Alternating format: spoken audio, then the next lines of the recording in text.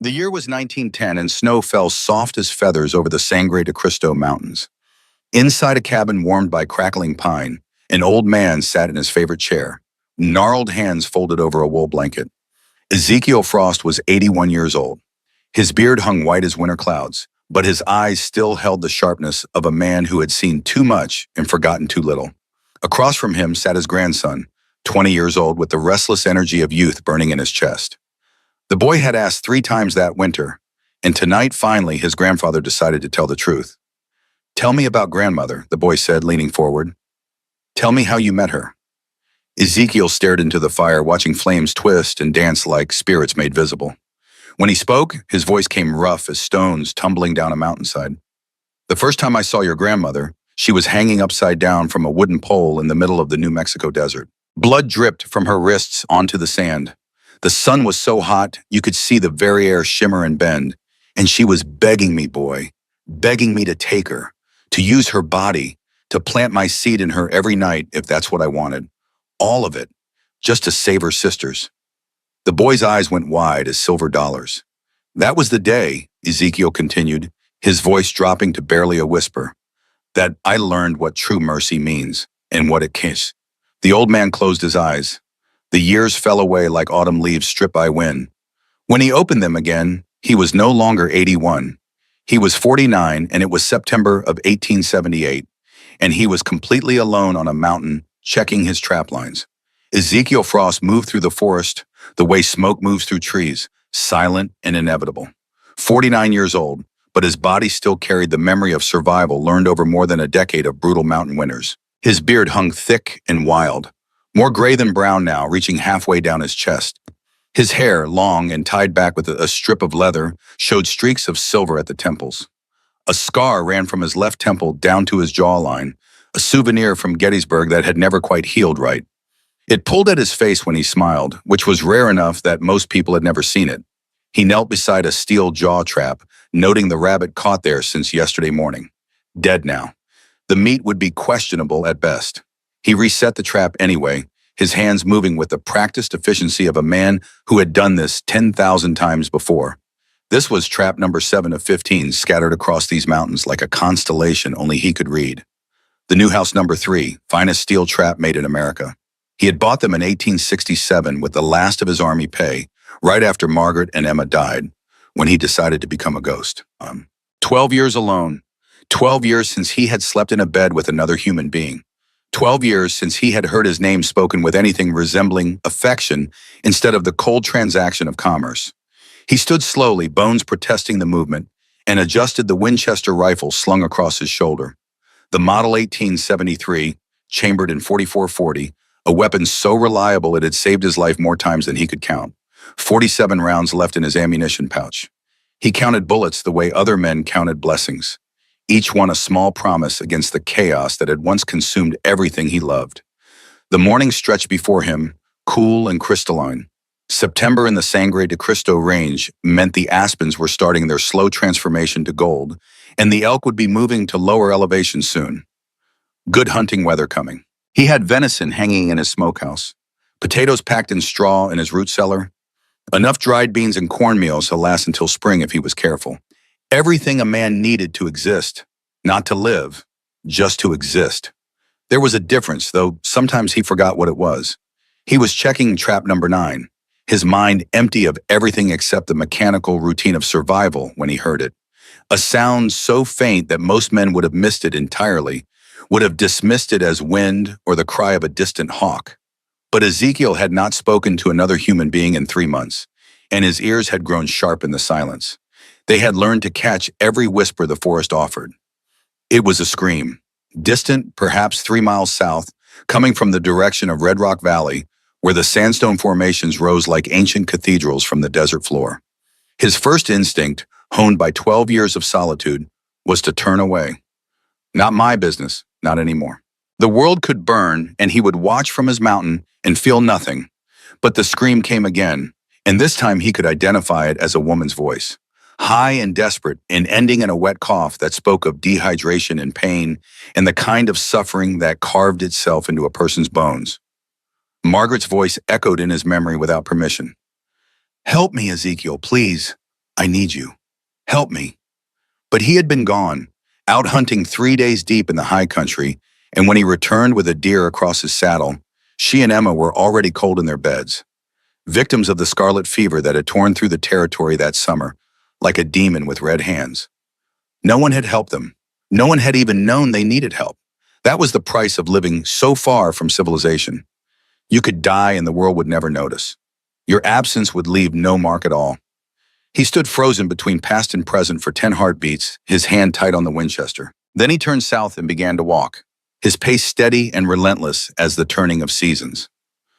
3 miles through pine forest that gave way to juniper and scrub brush as the elevation dropped.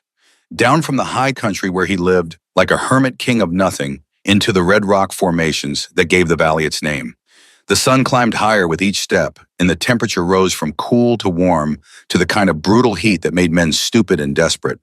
By the time he reached the valley floor, sweat soaked through his buckskin shirt, and his mouth tasted of copper and dust.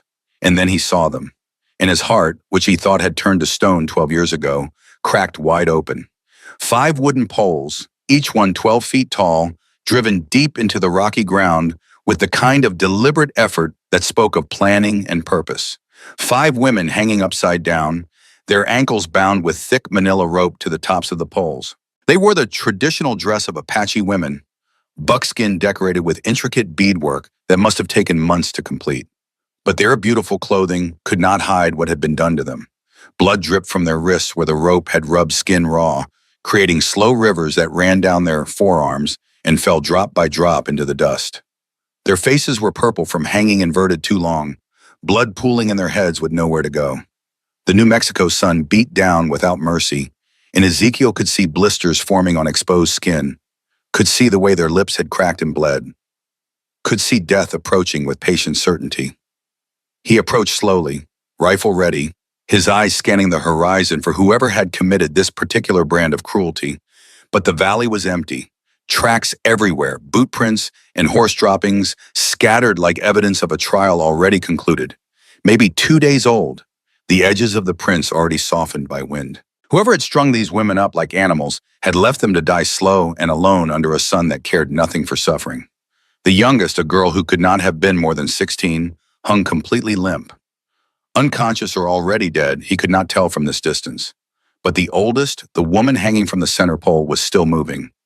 She was using every ounce of strength left in her body to lift herself up with her core muscles, trying to take pressure off her ankles, trying desperately to let the blood drain from her head even for a moment.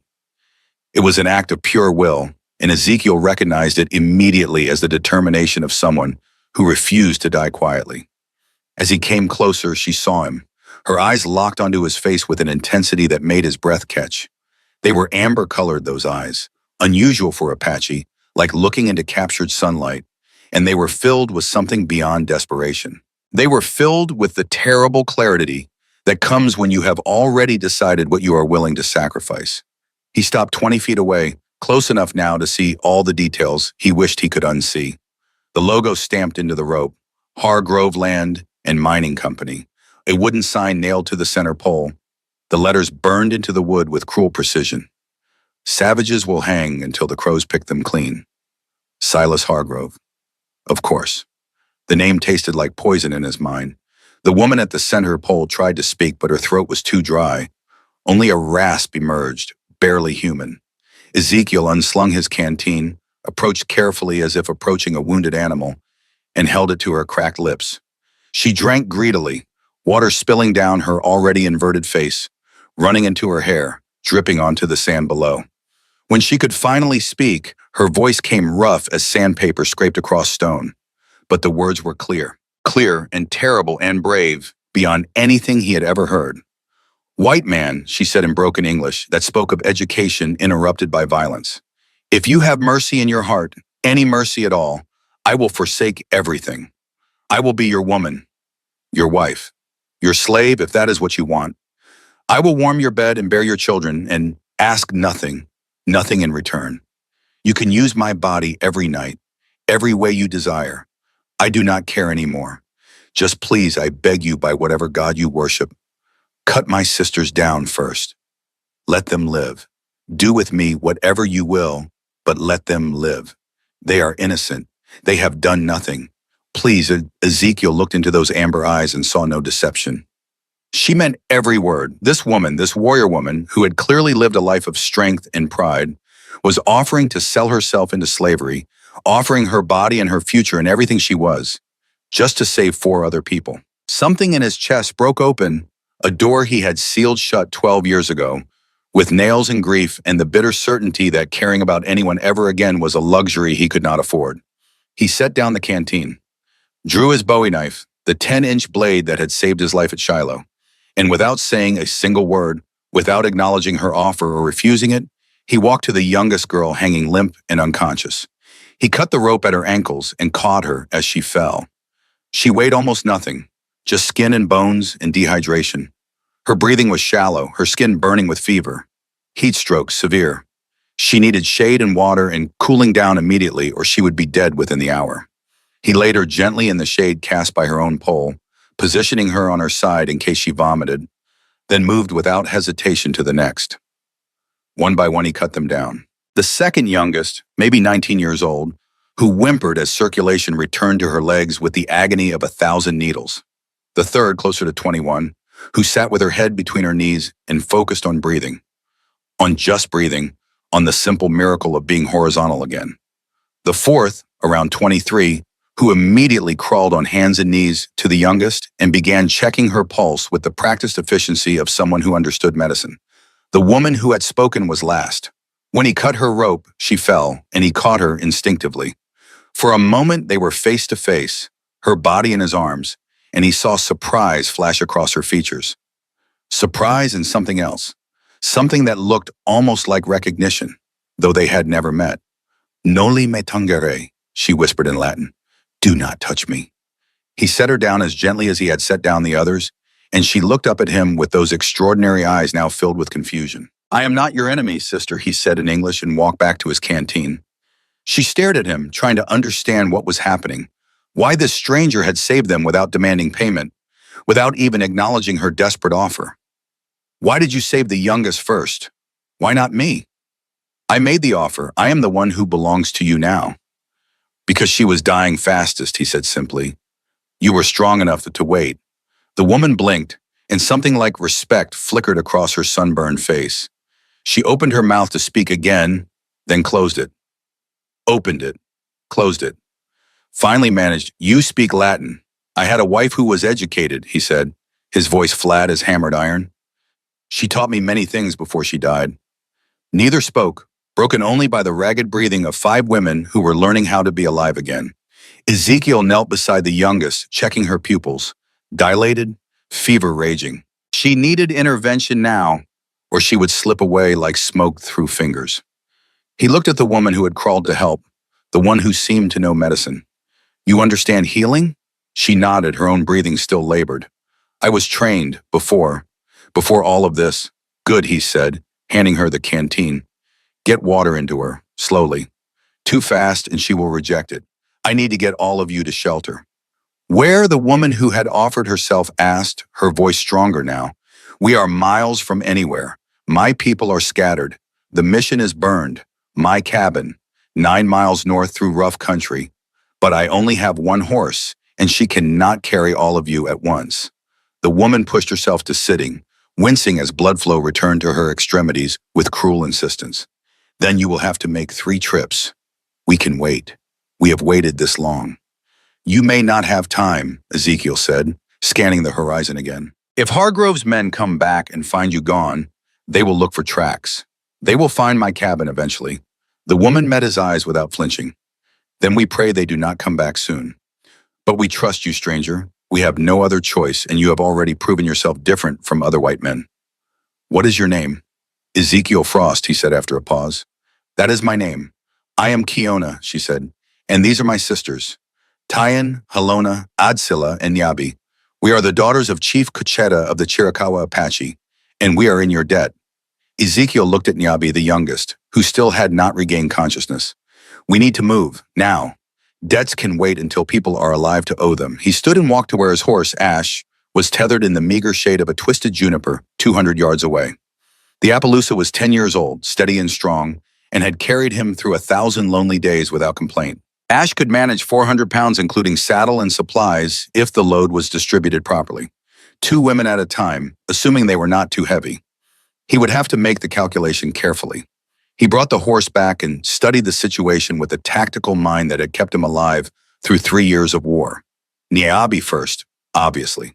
She was critical, but she was also the lightest, maybe 90 pounds soaking wet. He could pair her with one other. Adsila looked to be about 110. That would work. He wrapped Niabi carefully in his bedroll, tying her behind the saddle with practiced knots that would hold her secure even if Ash had to run. Then he helped Adsila onto the horse, and she settled in front of the saddle horn, her hands gripping the pommel with white-knuckled intensity. "I will be back for the other 3, he told Kiona and the 2 remaining sisters. "Stay in the shade. Drink the rest of this water." He handed Kiona a second canteen he kept in his saddlebags. "If you see riders approaching, hide in those rocks." He pointed to an outcropping 50 yards to the east, a tumble of red sandstone that would provide cover. "Do not try to fight. Just hide and be silent." Kiona took the canteen with both hands, and he noticed they were trembling slightly. Whether from exhaustion or emotion, he could not tell. "Thank you," she said. "We will be here. We will wait." Ezekiel mounted behind Adsila, feeling the horse adjust to the extra weight, and turned north toward home. The girl in front of him sat rigid, clearly terrified of being so close to a white man, of being dependent on his mercy. He understood. He had seen what white men did when they thought no one was watching. The ride north was quiet except for the sound of hooves on stone and the labored breathing of Niabi behind him. Ezekiel kept his attention split between the trail ahead and the horizon behind, watching for dust plumes that might indicate riders. But the land remained still. After 20 minutes, Adsila finally spoke. Her English was better than Kiona's, more fluid, and he wondered where she had learned it. "You speak some of our tongue?" she asked quietly. "No," he admitted, "only English. And a little Spanish I picked up during the war." "Why did you save us?" "White men never help Apache. They hate us. They kill us. They take everything and give nothing." Ezekiel was silent for a long moment, considering how much truth to offer. Finally, he said, 12 years ago, my wife and daughter died of fever. I was away hunting. When I came back, they were already gone. No one had helped them. No one even knew they were sick. I was not there when they needed me most." He paused, his throat tight. "I cannot save them, but I can save you. Maybe that is enough. Maybe it has to be." "Your wife," Adsila said carefully. "She was white? Yes. But you help Apache anyway?" "The color of skin does not matter when someone is dying," Ezekiel said. "Death is death, suffering is suffering, and turning away from it makes us less than human." They rode in silence after that, and Ezekiel focused on the trail, on getting these broken women to safety before the sun climbed higher and took even more from them. It took 90 minutes to reach his cabin, following a path that only he knew, winding through arroyos and over ridges that would be invisible to anyone else. When they finally arrived, he helped Adsila down and carried Niabi inside, laying her on his bed, the only bed in the single-room cabin. "Stay here," he told Adsila. "Get her cooled down. There is a well outside. Cold water, use it. I will be back with your sisters as quickly as I can." He mounted Ash again and turned south, retracing his path. The second trip and took the same 90 minutes, and when he arrived back at the valley, Kiona and the others were still there, still waiting. He collected Halona and Tyan this time, the 2 middle sisters. Halona was clearly traumatized, flinching at his every movement, and he moved as slowly and carefully as possible, speaking in low tones, trying not to frighten her further. Tyan, on the other hand, was different, harder. Her eyes held a kind of cold fury that he recognized from the war. She had lost someone recently, someone important. On the ride back, it was Tyan who spoke. "Hargrove killed our father," she said bluntly. "And my beloved, Chaska. He was a warrior. They shot him in the back while he was trying to protect us." "I know Hargrove," Ezekiel said, his voice tight. 5 years ago, he tried to steal land from Mexican families near Santa Fe. I stopped him. He does not forget insults. So he will come for you too," Tyan said. "You have made yourself a target by saving us." "Probably," Ezekiel agreed. "Then why?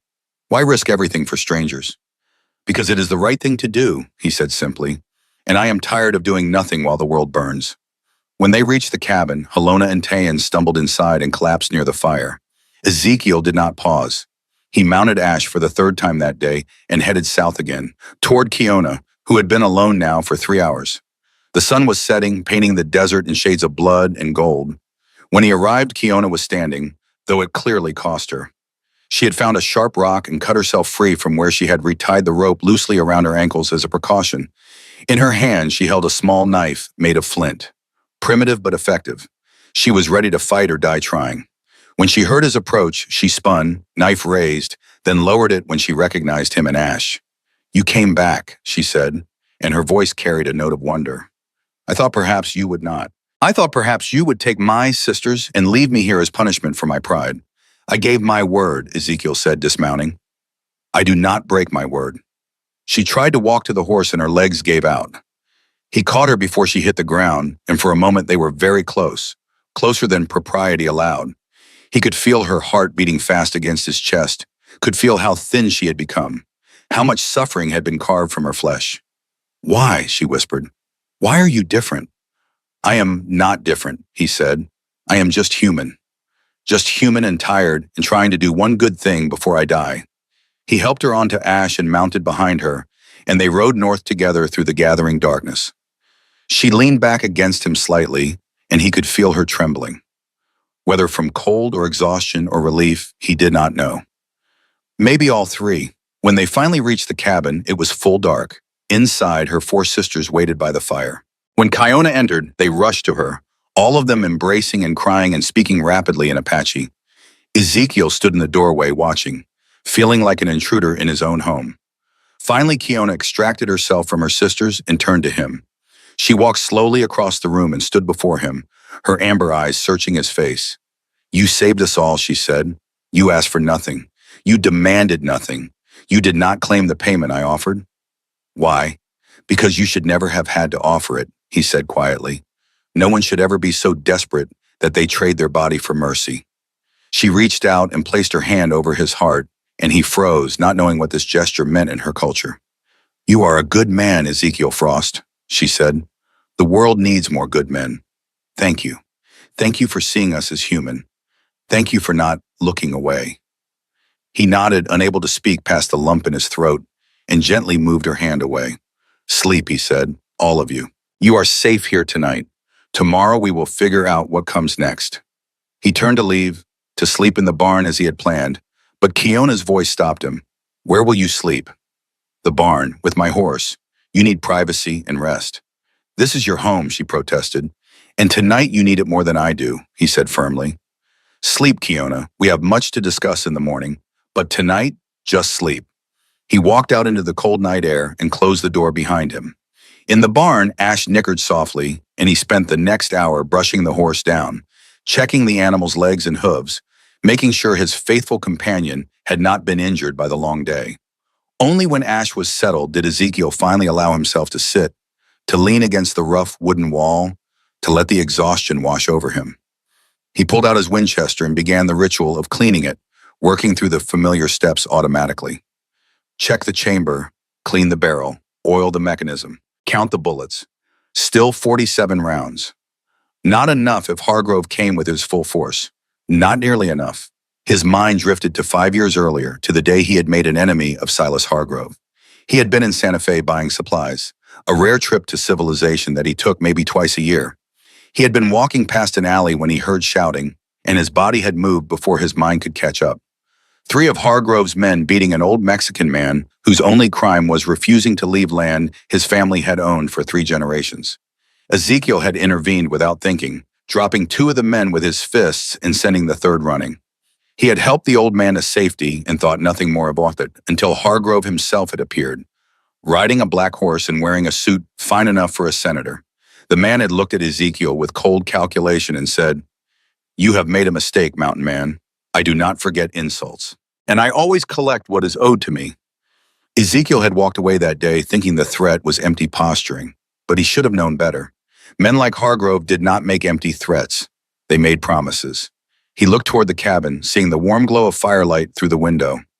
5 women inside, 5 lives now tangled with his, 5 reasons for Hargrove to come with fire and fury.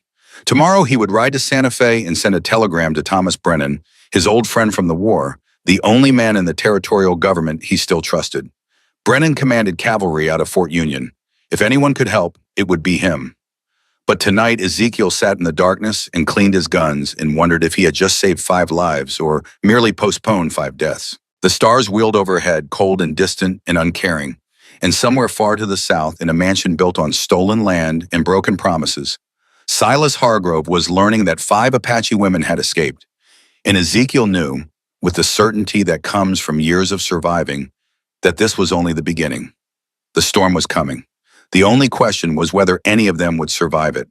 Inside the cabin, Kiona lay awake long after her sisters had fallen asleep. She stared at the rough wooden beams of the ceiling and tried to understand what had happened. A white man had saved them, had asked for nothing, had given everything. It violated every lesson she had learned about the world, every bitter truth carved into her soul by years of watching her people suffer. She touched her wrists where the rope had burned her skin, feeling the pain that would heal in time.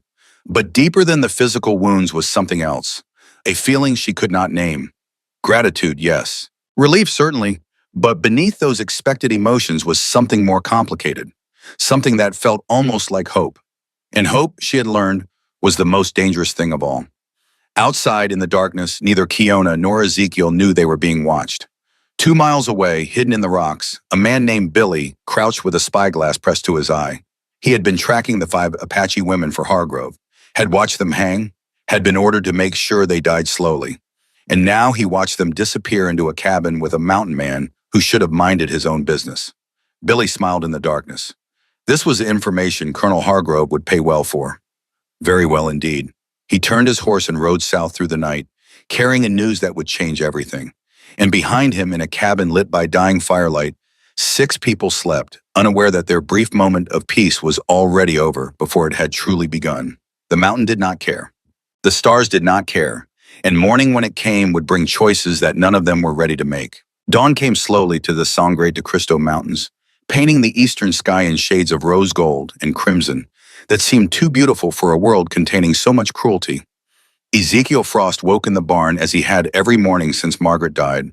At the first pale hint of light, his body rising before his mind fully engaged. For one blessed moment, he forgot about the 5 Apache women sleeping 30 feet away in his cabin. Forgot about Silas Hargrove and the violence surely coming. Forgot about everything except the simple animal pleasure of breathing cold mountain air and feeling his heart beat steady in his chest. Then memory returned like a fist driven into his gut, and he was on his feet, reaching automatically for the Winchester leaning against the rough wooden wall. He checked the rifle with practiced efficiency. Chamber clear, barrel clean, 8 rounds loaded. The ritual that had kept him alive through 3 years of war and 12 years of solitude. The small acts of preparation that stood between breathing and not breathing. He stepped outside into air so cold it burned his lungs and looked toward the cabin. Smoke rose thin and gray from the stone chimney. Someone was awake. He approached quietly, boots making almost no sound on the frost-hardened ground, and knocked twice on the doorframe before entering. He had learned in the war that walking unannounced into spaces where frightened people held weapons was an excellent way to get shot by accident. Inside, Kiona stood by the fire, tending a pot that hung from the iron hook over the flames. She turned at his entrance, and for the first time, Ezekiel saw her clearly in proper light. She had washed her face and tied back her long black hair with a strip of leather. The purple bruising from hanging upside down had faded to yellow-green, and the cuts on her wrist were already beginning to scab over. She was beautiful in the way that mountains are beautiful, all strength and sharp edges and something ancient that refused to bend or break. "Good morning," she said in careful English, each word formed with concentration. "I make food. Not much. I find cornmeal in your box. I make what my mother teach me when I am small."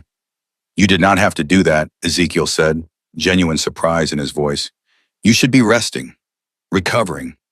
"I rest by working," Kiona replied simply, stirring the pot. "Sitting makes me think too much. Thinking brings bad memories.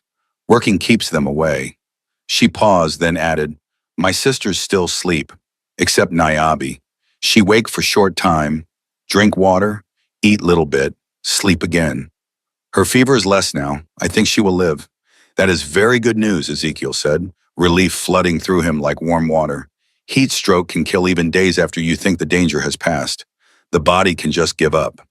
He moved to the fire, careful to keep a respectful distance. I need to ride to Santa Fe today. Send a telegram to a friend who might be able to help us. It will take most of the day.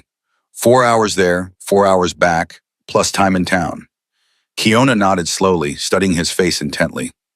You think Hargrove will come? It was not a question. I know he will come, Ezekiel said flatly. The only questions are when and how many men he will bring. A man like Hargrove does not accept defiance. He cannot afford to. His power depends on people believing he always wins. Then we must be ready, Kiona said, her voice hard as flint striking steel. You teach us to fight, like white soldiers fight, with guns and strategy. You are not soldiers, Ezekiel said gently. You are women who have already survived more than most soldiers ever face. Kiona's eyes flashed like lightning. Apache women are warriors, she said, each word precise and deliberate. We hunt, we fight, we defend our families.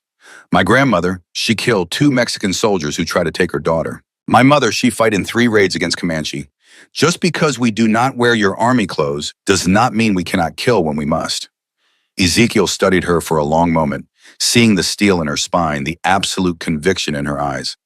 I believe you, he said finally. But first, food. Then we talk about preparation. You cannot fight well on an empty stomach. The cornmeal porridge was simple but surprisingly good. They ate without speaking, seasoned with something Ezekiel could not identify, but tasted faintly of sage and sweetness. One by one, the other sisters woke and joined in them. Tyann first, her face set in hard lines that spoke of grief not yet processed but carefully contained. She nodded to Ezekiel without speaking and took her bowl of porridge to a corner where she ate alone, staring at nothing. Then Helona emerged from the sleeping area, and Ezekiel's heart clenched at the fear still visible in every line of her body. She would not meet his eyes, would not come within 10 feet of him, and pressed herself against the wall as if trying to disappear into the wood itself. Whatever Hargrove's men had done to her before hanging her from that pole, it had carved wounds deeper than any rope burn. Adsila woke next, and in contrast to Helona, she looked around the cabin with open curiosity, her eyes bright and alert. She reminded Ezekiel of his daughter Emma at that age, eager to understand everything, asking endless questions about how the world worked. She sat down near the fire and touched things gently as if trying to understand this strange white man's world through her fingertips. The coffee pot, the iron skillet, the leather-bound books stacked on a crude shelf. Niobe woke last, and Ezekiel was pleased to see real color returning to her cheeks. The fever had broken completely. She would live. When she saw him, she smiled shyly and whispered something in Apache to Kiona that made all 5 sisters laugh, the first genuine laughter Ezekiel had heard from them. She says thank you, Kiona translated, a small smile playing at the corners of her mouth. She says you are like the mountain spirits our grandmother told stories about when we were children. Strong and kind and always there when people need them, but invisible otherwise. Tell her she is very welcome, Ezekiel said, feeling warmth spread through his chest. Tell her I am glad she will live. The world needs more young people who can laugh. After they ate, Ezekiel saddled Ash and prepared for the long ride to Santa Fe. He checked the horse's legs and hooves carefully, making sure the animal was sound for another hard day. As he was tightening the cinch, Kiona approached and placed her hand on his arm, stopping him. When you come back, she said, looking up at him with those extraordinary amber eyes, you teach us? Teach us to shoot the guns like soldiers? Ezekiel hesitated, his hand still on the saddle. Do you understand what you are asking? If Hargrove comes and finds you armed, finds you capable of fighting back, he will not hesitate. He will give no quarter. He will kill you all without a second thought. He will kill us anyway, Kiona said flatly, her voice carrying the weight of absolute certainty. At least if we have guns, we can take some of his men with us. At least we die fighting instead of hanging from ropes like animals waiting for slaughter. At least we die like warriors. There was no arguing with that logic, brutal as it was. When I return, Ezekiel said carefully, I will teach you everything I know. But understand this, all of you. He raised his voice so all 5 sisters could hear, so his words would carry weight. Guns are not magic talismans. They do not make you invincible. They are simply tools. And like all tools, they require practice and discipline and respect. Are you willing to learn? Truly learn, not just play at being soldiers? All 5 women nodded, even Helona, though she still would not look directly at him. And then we begin tonight when I return, Ezekiel said, and swung up into the saddle. He looked down at Kiona. Bar the door when I leave. Do not open it for anyone except me. If riders come, hide in the root cellar. The entrance is under that rug by the fireplace. There is food and water down there. You can survive 3 days if you must. We will not hide, Tyen said from her corner, her voice hard. If they come, we fight. With what? Ezekiel asked. Your hands? Be smart, not brave. Bravery without preparation is just dying foolishly. He rode out without waiting for a response, knowing they would argue if he gave them the chance. The trail down the mountain was treacherous in places, narrow paths where a single misstep would send horse and rider tumbling hundreds of feet down sheer rock faces. But Ash knew the way, had traveled it 100 times, and picked each step with careful precision. The ride to Santa Fe took 4 hours, following trails that switched back and forth down the mountain like stitches closing a wound. The town itself sprawled along the river, an old Spanish settlement now overrun with American commerce and ambition. Adobe buildings sat alongside new wooden structures, and the streets were crowded with wagons and horses and people speaking half a dozen languages. Ezekiel hated towns, hated the noise and the smell, and the way people looked at him like he was something dangerous that had wandered down from the mountains, which he supposed he was. He rode straight to the telegraph office, a small building that smelled of electricity and paper and the peculiar chemical odor of batteries. The operator, a thin man with wire-rimmed spectacles and ink-stained fingers, looked up from his desk with the weary expression of someone who had heard every hard luck story the territory had to offer. Help you? He asked without much interest. Need to send a telegram to Fort Union, Ezekiel said. To Major Thomas Brennan, mark it urgent. The operator pulled out a standard form and dipped his pen in ink. Go ahead. Ezekiel spoke slowly, choosing each word carefully. Thomas? Stop. 5 Apache women attacked by Hargrove men. Stop. Currently at my cabin. Stop. Need assistance immediately. Stop. Situation urgent. Stop. Ezekiel Frost. The operator wrote it all down in his cramped shorthand, counted words with his pen tip, and said without looking up, that will be $3. Ezekiel paid with coins that felt heavy in his hand, each one representing weeks of trapping and selling furs. How long until he receives it? If he is at the fort right now, within the hour. If he is out on patrol, could be 3 days or more. I cannot control where your friend is, only where the message goes. Mark it urgent, Ezekiel repeated. Life or death, everything is urgent these days, the operator said with a tired shrug. But I will note it. Ezekiel left the telegraph office and stood in the dusty street, feeling exposed and vulnerable without the mountains around him. He needed supplies. Ammunition, most of all. Food that would keep. Medical supplies in case things went badly. He had perhaps $60 in gold coins hidden in a tin box under his cabin floor. Money he had been saving for years without really knowing what he was saving it for. Now he knew. He spent the next 3 hours moving methodically through Santa Fe's merchants, buying carefully and thinking tactically. At the general store, he purchased 100 rounds of .44-40 ammunition for the Winchester, the clerk raising an eyebrow but saying nothing. 50 rounds for the Colt revolver. 3 pounds of dried beans, 5 pounds of cornmeal, 2 pounds of coffee, which was expensive but necessary.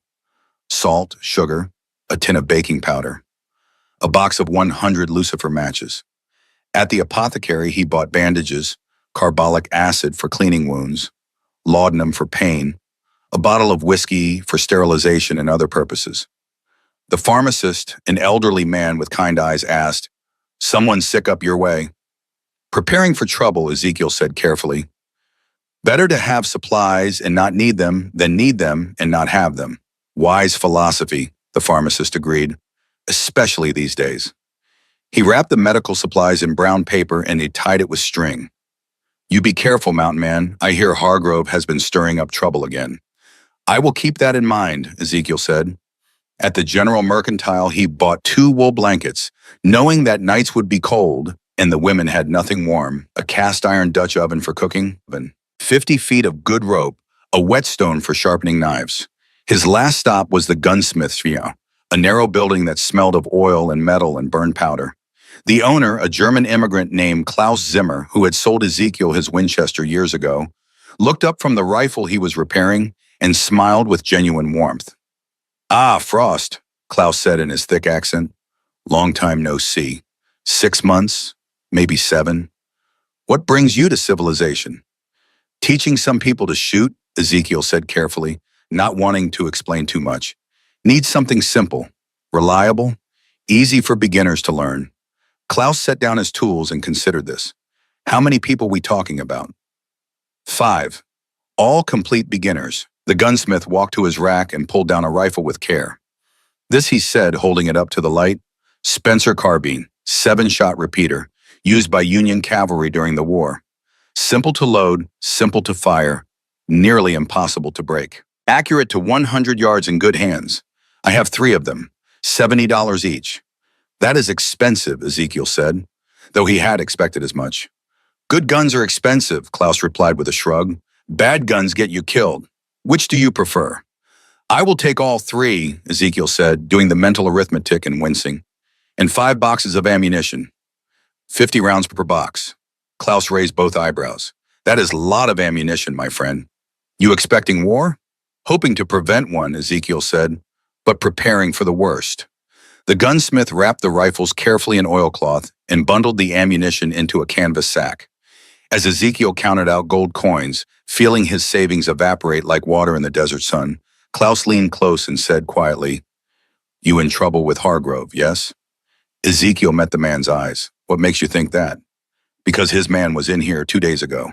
Big fellow, scar on his face, mean eyes, asking if anyone had seen 5 Apache women. Said they were stolen property. Said there was a reward for information leading to their recovery. What did you tell him? Ezekiel asked, his hand moving unconsciously toward his revolver. That I mind my own business and suggest others do the same, Klaus said firmly. I come to this country to escape men who think they own other people. I will not help such men here. He paused, then added, But Frost, you should know, Hargrove is a dangerous man, very dangerous. He does not forgive, and he does not forget. I am aware, Ezekiel said. Thank you for the warning, and for your discretion. One more thing, Klaus said, reaching under his counter. He pulled out a small pepper box pistol, 4 barrels arranged in a rotating cluster. This is for emergency, very close range only, accurate to maybe 10 feet, but fires 4 times before reload. Take it.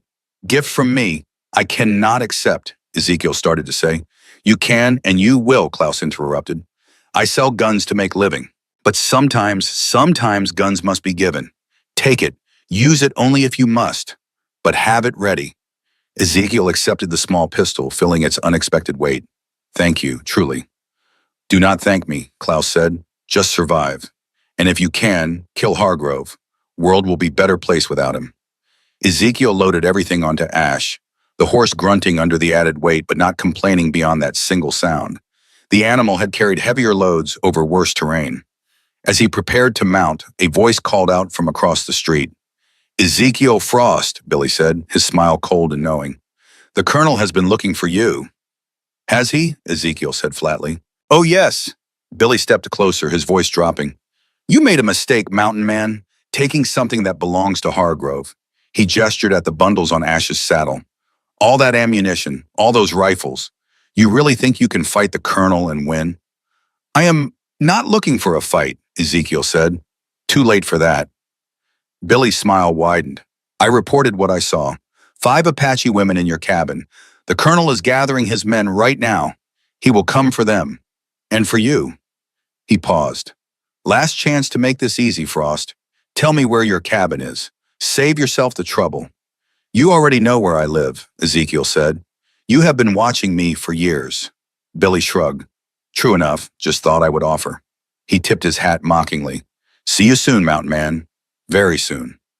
I will keep that in mind, Ezekiel said, swinging into the saddle. You do that, Billy said. And Frost? The colonel, he does not forget people who interfere with his business. Just friendly advice from one man to another. Ezekiel urged Ash into a walk without responding. As he rode out of town, he could feel Billy's eyes on his back, could imagine the man already running to wherever Hargrove was staying, reporting that Ezekiel Frost had been in Santa Fe buying enough ammunition to fight a small war. The timeline had just compressed. Whatever was coming would come soon. Now, the ride back took longer, the sun climbing toward noon and the temperature rising until sweat soaked through his shirt.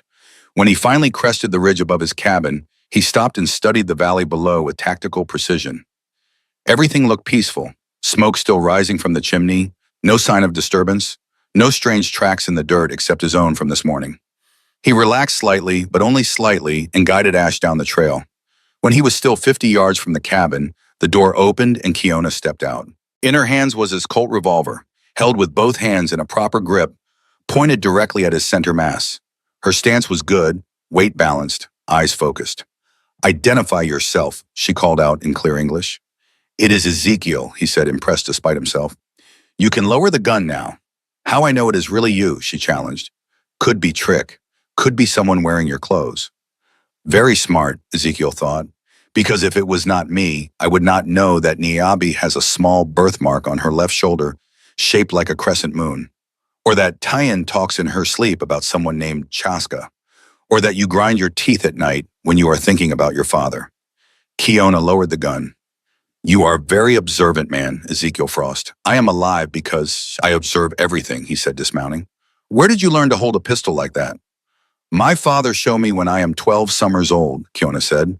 "He say Apache women must know how to defend themselves, even if men do not approve, even if tradition says otherwise." She paused, then added, "But he died before he could teach me to shoot well."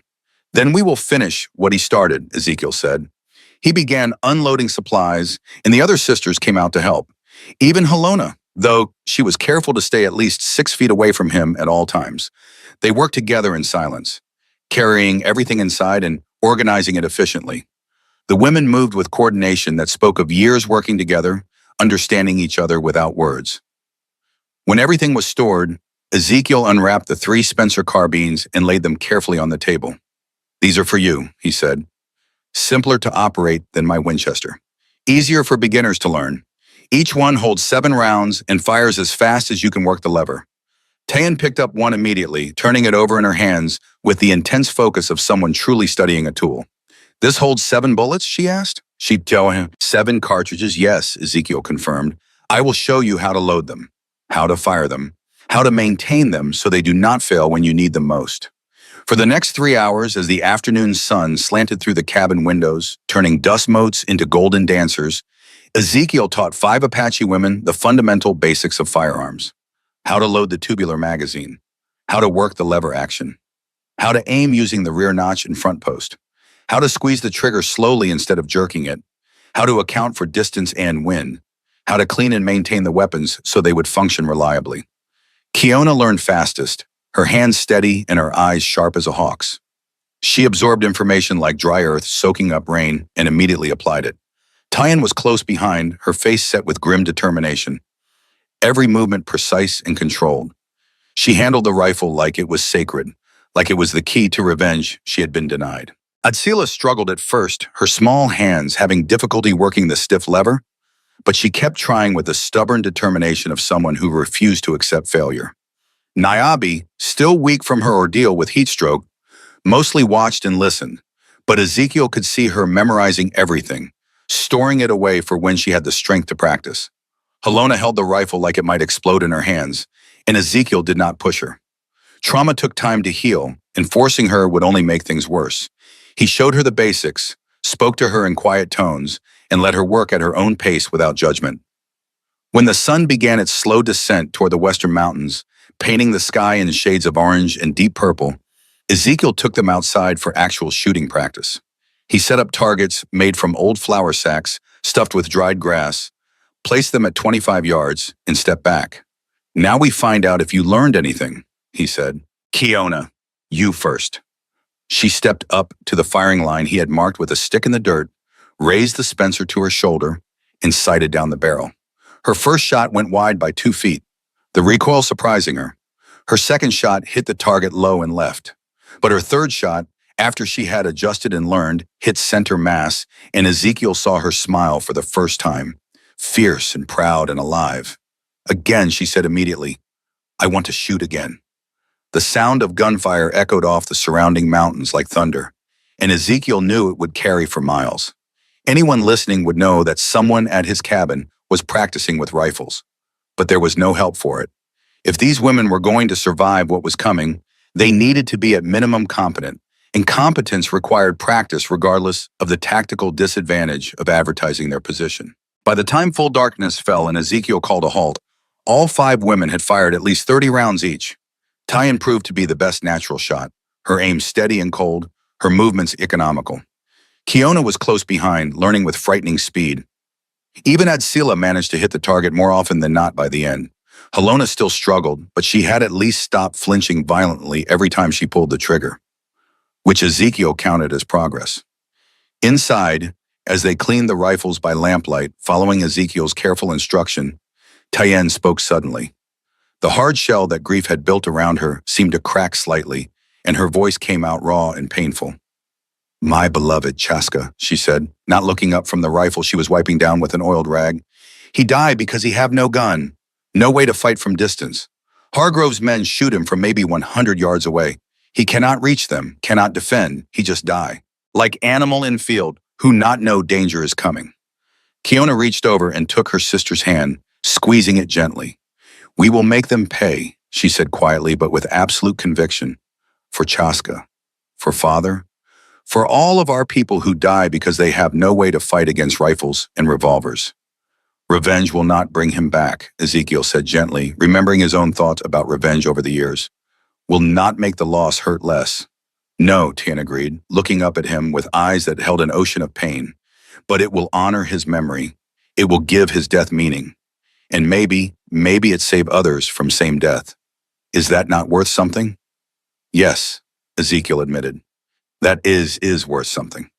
That night, after the women had retreated to the sleeping area and he could hear their breathing settling into the rhythms of sleep, Ezekiel sat outside by a small fire and thought about Thomas Brennan. They had served together in the war, both of them sharpshooters assigned to the 2nd Maine, both of them men who preferred to work alone rather than in the chaos of Maine battle lines. After Gettysburg, where they had held Cemetery Ridge against wave after wave of Confederate assault, where they had fired until their rifles were too hot to touch and still kept firing, Ezekiel had deserted, not out of cowardice, but because he could no longer stomach what the war had become. The casual cruelty, the senseless slaughter, the way men could look at other men and see only targets to be eliminated. He had signed up to preserve the Union and free enslaved people, noble goals he still believed in. But somewhere along the way, the war had stopped being about ideas and become about killing. Just killing. An endless grinding machine that devoured young men and spit out corpses. Brennan had caught him leaving camp, had found Ezekiel already 2 miles down the road, walking into darkness with nothing but his rifle and a canteen and the clothes on his back. They had stood facing each other on that empty dirt road under a moon so bright you could read by it. And Ezekiel had expected to be arrested, tried, and shot as a deserter. Instead, Brennan had studied him for a long moment and then said, "I will report that you died of camp fever. It is going around. No one will question it. Bourgeois, live. Find something worth living for. And try to remember that some of us are still here trying to do the right thing, even when everything is wrong." Ezekiel had walked away that night and never looked back, carrying Thomas Brennan's mercy like a stone in his chest. He had tried to find something worth living for, had found Margaret and Emma for a brief shining moment, and then lost them. And since their deaths, he had existed rather than lived, going through motions without purpose or hope. Until 4 days ago when he found 5 women hanging from poles in the desert, now sitting by his small fire under stars so thick they looked like spilled salt. He wondered if Brennan would receive the telegram, if he would come, if cavalry could arrive before Hargrove made his move. It was a lot of conditional hope stacked on uncertain foundations. He had learned during the war that plans rarely survived contact with reality, that hope was often just another word for self-deception. A sound in the darkness made him reach for his rifle, but it was only Kiona, wrapped in one of the new wool blankets, approaching the fire. She sat down across from him without asking permission, settling into the dirt with the ease of someone accustomed to sleeping on the ground. "You do not sleep?" she asked. "Not much these days," he admitted. "Old habit from the war, sleep light and wake at any sound. It has kept me alive but made rest difficult." "I also do not sleep well," Kiona said, staring into the flames. "Too many thoughts, too many memories. The past is loud in the quiet." They sat together quietly, listening to the night sounds of the forest, an owl hunting somewhere in the darkness, the distant howl of a coyote, the wind moving through pine trees like whispered conversations. Finally, Kiona spoke again, her voice very soft. What I say to you, she began carefully, when you first find us on those poles, about bearing your children, about being your woman in every way. I say it because I think we are all about to die. I want my sisters to have chance at life, even if I must sell myself to buy it. I know, Ezekiel said, and you owe me nothing. Not then, not now, not ever. But now, Kiona continued, her eyes reflecting firelight like molten gold, I wonder about different things. If circumstances were not so bad, if I not owe you my life, if I could choose freely with no debt or obligation, would I make same offer but for different reason? That is a dangerous thing to wonder about, Ezekiel said, his throat suddenly tight. Dangerous, yes, Kiona agreed. But still, I wonder. You are not like other white men I have known. You save us without asking for payment. You teach us without expecting service. You treat us like human beings with value and dignity, like equals. She leaned forward slightly, the blanket falling away from her shoulders. You are first white man who look at me and see person instead of thing, to own or use or kill. That is how you should be treated, Ezekiel said. That is how everyone should be treated, regardless of the color of their skin or where they were born.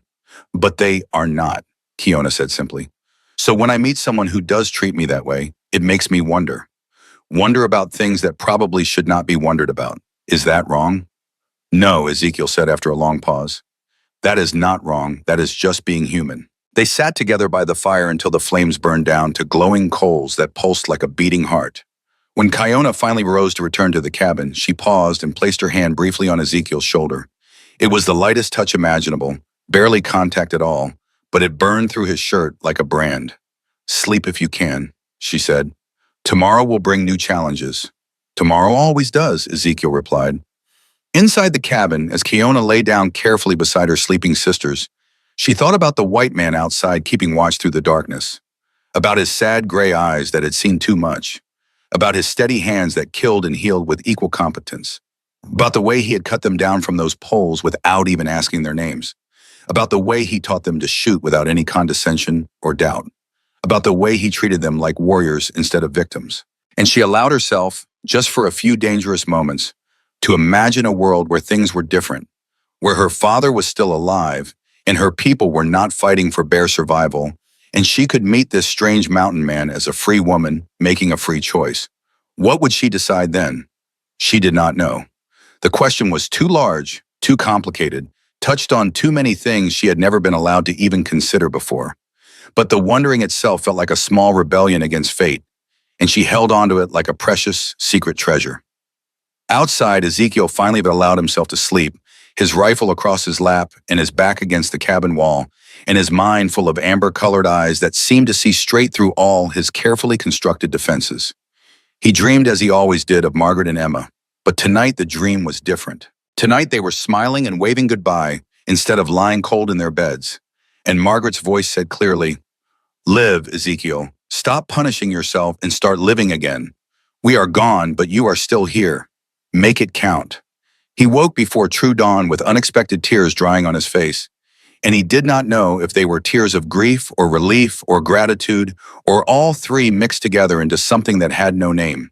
He only knew that something fundamental had shifted inside him, some frozen thing beginning to slowly thaw, and he was not at all sure if that was a blessing or a curse. The next 3 days passed in a steady rhythm of preparation and training that felt almost like normal life. Each morning, Ezekiel took the women through shooting practice, gradually increasing the difficulty. First 25 yards, then 50, then 75. He taught them to shoot from different positions, standing, kneeling, prone. He taught them to reload quickly under pressure, to clear jams, to estimate range. Each afternoon, he taught them about defensive tactics, how to create fields of fire with overlapping coverage, how to use terrain and structures for protection, how to coordinate movement without verbal communication. The difference between cover that stopped, bullets, and concealment that only blocked vision. Each evening, they cleaned weapons meticulously and ate simple meals and tried not to think too hard about what was surely coming. The women moved through these tasks with growing confidence, their fear slowly being replaced by competence. They were learning that they were not helpless, and that knowledge changed how they carried themselves, how they looked at the world. Niobe recovered fully, her youth and natural resilience carrying her through. Helona slowly began to open up, speaking more, making brief eye contact, staying in the same room with Ezekiel for longer periods. The trauma was still there, still raw and painful, but she was beginning to believe that not all men were monsters, and that small shift made everything else possible. Atzila's curiosity led her to ask endless questions about everything. How did the rifle work mechanically? Why did bullets drop over distance? What was the difference between accuracy and precision? Her thirst for knowledge was unquenchable, and Ezekiel found himself teaching her to read from his small collection of books. She learned with astonishing speed, absorbing written English as fast as he could present it. Tayen remained hard and focused, transforming her grief into deadly competence. She practiced longer than anyone else, firing until her shoulder was bruised from recoil, until she could hit a man-sized target at 100 yards 9 times out of 10. She was becoming exactly what she wanted to be: dangerous. And Kiona was a constant presence at Ezekiel's side, learning everything he could teach, asking questions that showed real tactical intelligence, proving herself a natural leader. They developed an unspoken communication, able to convey complex ideas with just a glance or small gesture. It was the kind of deep understanding that usually took years to develop, but Crisis had compressed time into something concentrated and powerful and strange. On the third night, as they sat cleaning weapons after practice, Atzila spoke up. She had gradually moved closer to Ezekiel over the past days, her initial fear completely replaced by trust and affection. "Mr. Frost," she said in her careful but improving English, "you have books, many books. Can you teach me to read better? In my language, I read Apache writing that missionaries create, but white man's books are different. More words, more ideas. I can teach you," Ezekiel said, pleased by her hunger to learn. "But tell me, why is this so important to you?" Itzila was quiet for a long moment, thinking carefully. "My father once said to me, 'Knowledge is power,'" she finally said. "He say Apache must learn white man's ways if we want to survive. Not become like white men. Never that. But understand them. Know how they think, how they plan, how they see world. Only then can we defend against them."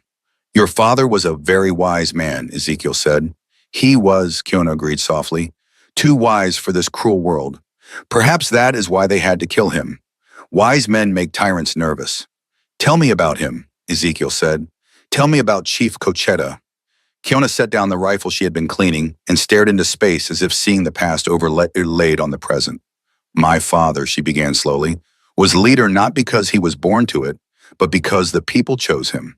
He became chief because he was fair in all judgments, because he listened to everyone, even children and old women, because he always put the welfare of the people before his own desires."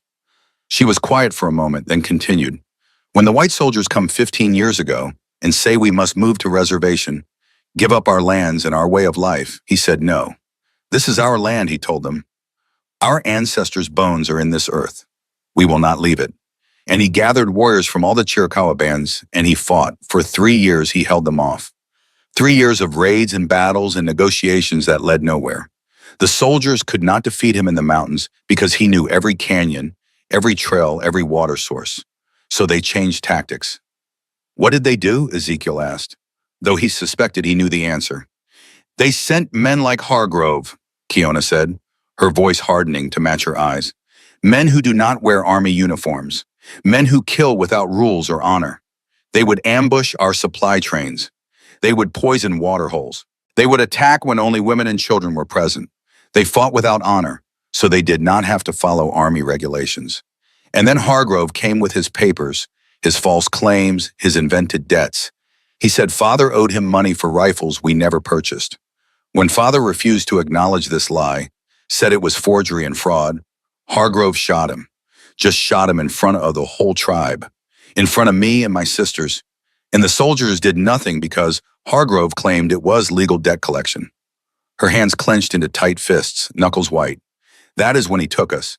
Said we were payment for the fabricated debt. Said he would sell us to a brothel in Tucson unless the tribe surrendered all land claims. But tribe had no leader now, no one with authority to speak for everyone. So he hung us on those poles to force their hand, to make them so desperate they would agree to anything. And then you came, Tayen added quietly from her corner. You came like a spirit from the mountains. like the old gods our grandmother spoke of. And you saved us when no one else would or could. I did what anyone should have done, Ezekiel said. But nobody else did, Kiona said, leaning forward with intensity. That is what matters. That is why we trust you. Not because you are white or powerful, but because when you could have looked away, when you could have ridden past and pretended not to see, you chose to help. You chose to see us as human. That choice is everything. The next morning, as Ezekiel was checking the perimeter of the cabin with the careful attention he gave to everything related to security, he found tracks. Fresh tracks from the previous night, maybe 5 hours old. Boot prints, size 10 or 11, moving in a careful circle around the cabin, staying just beyond the range of firelight, observing and counting and planning. He followed the tracks for half a mile before they reached a place where a horse had been tethered to a juniper tree.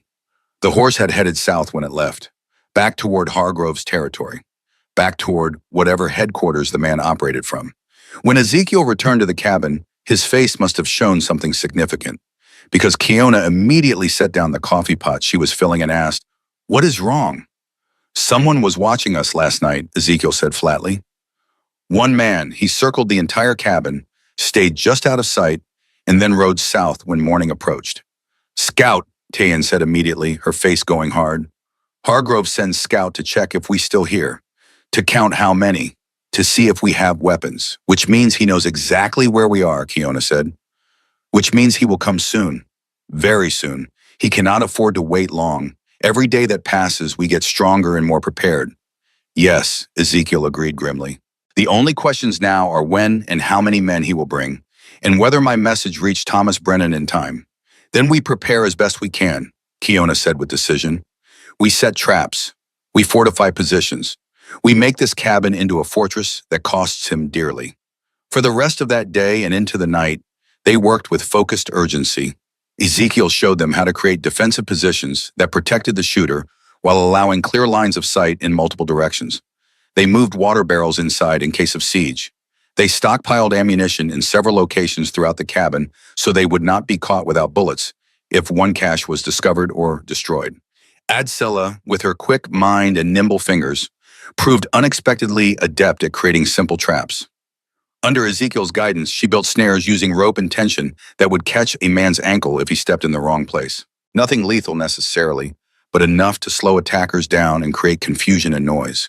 They moved furniture to create firing positions with cover. They marked distances to key points outside so they could estimate range quickly. They practiced movement between positions inside the cabin so they could shift and adapt if part of their defense collapsed. As the sun set on the 4th day since the rescue, Ezekiel stood on the ridge above his cabin and looked south toward where he knew Hargrove was planning and preparing and gathering his forces. Somewhere out there, evil was sharpening its knives. And here, in this small cabin, clinging to a mountainside, 6 people were preparing to stand against it.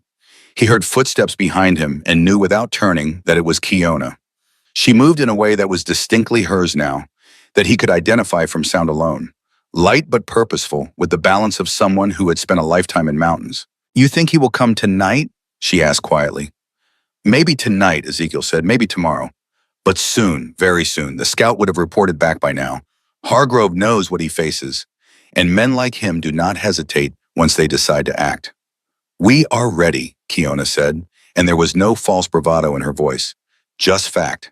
"As ready as we can be." "As ready as anyone can be," Ezekiel agreed. They stood together in the fading light, watching the sun paint the mountains in impossible shades of orange and purple and red. In that perfect moment before the storm arrived, Ezekiel felt something he had not felt in 12 long years.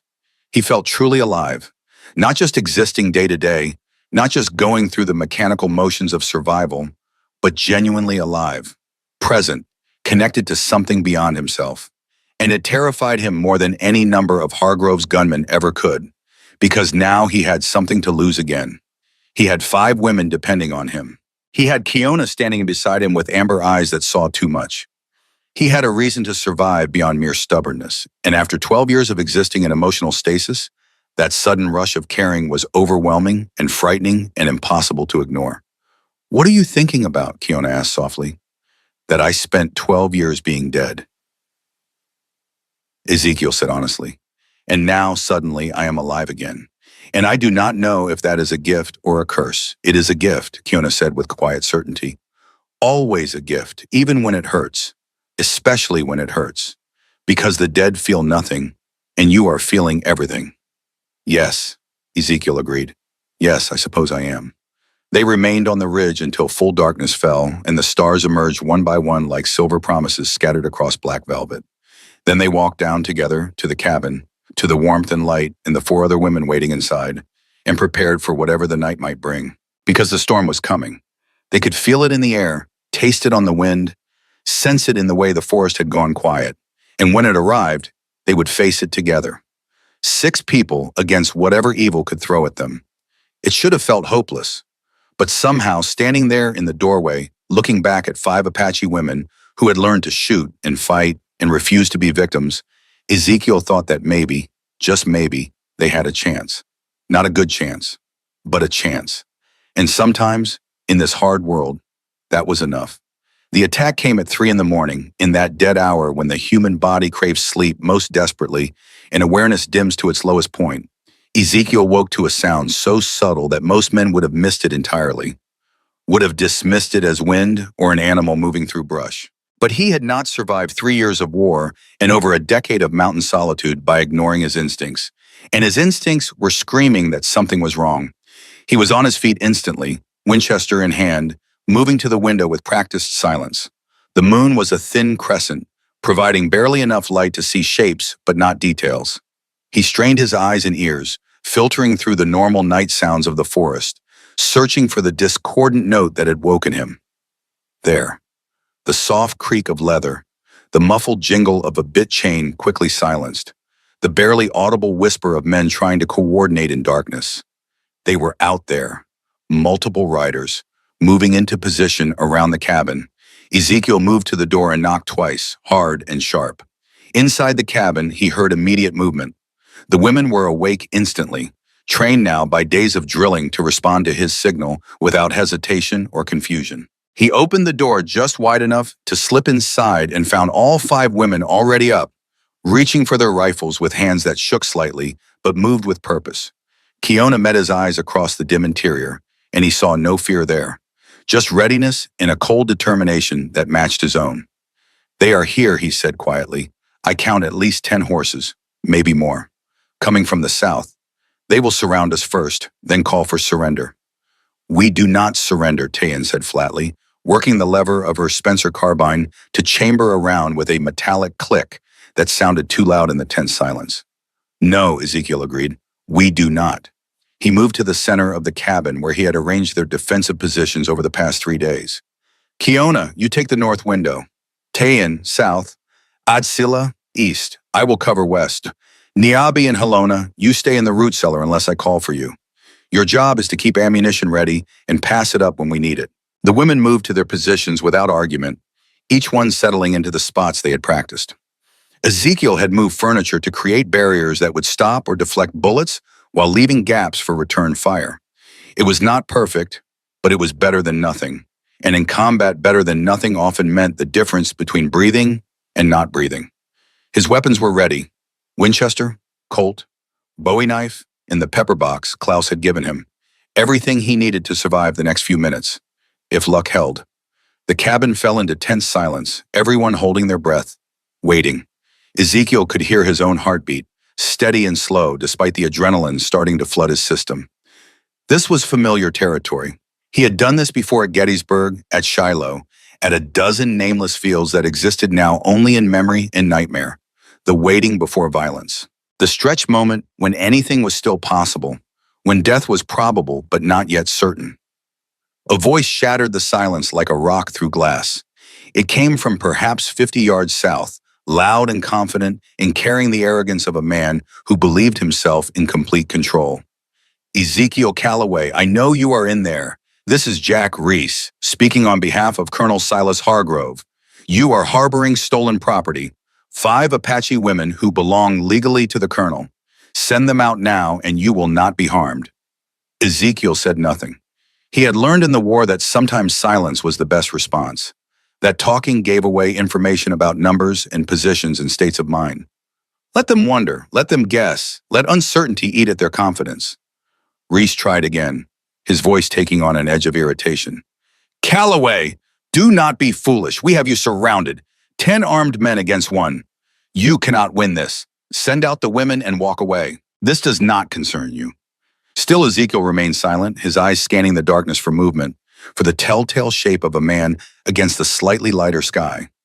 Beside him, Kiona crouched at her window, rifle ready, her breathing controlled and steady. She had learned well. They all had. Whatever happened in the next few minutes, they would at least die fighting instead of hanging from poles like animals. I am giving you 5 minutes, Calloway, Reese shouted, anger now clear in his voice. 5 minutes to comply. After that, we burn you out. You hear me? We will burn that shack to the ground with you in it. Ezekiel finally spoke, his voice carrying easily across the distance, calm and measured and absolutely cold. Reese, I remember you. You are the man who shot that farmer in Santa Fe. Shot him in the back while he was running away, while his children watched. There was a pause. Then Reese called back, defensive now. I was following orders, that is all. Following orders, Ezekiel repeated. That is what they all say. The men who commit atrocities always have that excuse, just following orders, as if that absolves them, as if that makes the blood wash off their hands. You do not understand, Reese said, and there was something almost desperate in his voice now. You live up here alone, judging everyone, but you do not know what it is like. Hargrove pays good money. A man has to feed his family. A man has to look at himself in a mirror too, Ezekiel said. Can you? Can you look at yourself and see anything other than a coward who kills unarmed people for money? Damn you, Calloway, Reese snarled. Damn you to hell. You want to die protecting Apache savages? Fine. We will make it happen. Boys, get ready to burn them out. Ezekiel heard movement in the darkness, men dismounting, spreading out, preparing for assault. He turned slightly and whispered to the women, when they come, aim center mass. Do not try for headshots. Do not waste ammunition. Every bullet counts. And do not hesitate. They will not show you mercy, so you cannot afford to show them any. We understand, Kiona said softly. We are ready. The waiting stretched out, seconds feeling like hours. Then Ezekiel saw it. A flicker of movement maybe 70 yards out. A man carrying something. The shape was wrong for a weapon. It was a torch. They were actually going to try to burn them out. He raised the Winchester and sighted carefully. The range was long but manageable. He exhaled slowly and squeezed the trigger. The Winchester's report shattered the night like thunder. The man carrying the torch jerked and fell, the torch tumbling from his hands and guttering out in the dirt. Someone shouted in alarm. The element of surprise was gone now. It was real. Combat had begun. Return fire came immediately, muzzle flashes blooming in the darkness like deadly flowers. Bullets struck the cabin walls with heavy thuds, punching through thin wood but losing most of their energy in the process. A few found the gaps in their makeshift fortifications, whining past dangerously close. But Ezekiel had positioned everyone well. The furniture and thick cabin logs were doing their job, turning potential killing shots into near misses. Fire at will, Ezekiel ordered. Pick your targets, make them count. Kiona fired from her position, the Spencer carbine barking sharply. A man screamed, and Ezekiel knew she had hit something vital. She did not celebrate, just worked the lever smoothly and found another target, exactly as he had taught her. Tayan was firing methodically from the south window, 3 shots in quick succession, each one carefully aimed.